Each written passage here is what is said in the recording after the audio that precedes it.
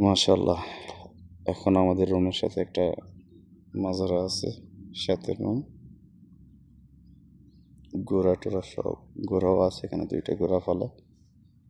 আর শিয়ালগুলা দেখতে অন্যরকম লাগে, মানে খালি দৌড় উপরে থাকি, কখন কি করবে না না করবে বাড়িতে পারা না, লাফালাফি ছাড়া আর কিছুই নেই।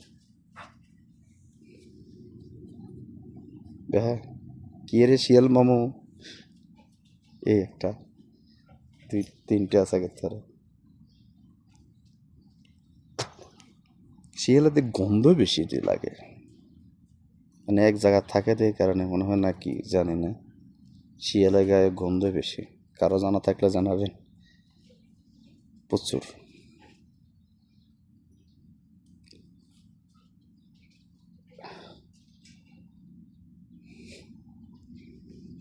এখানে থাকে।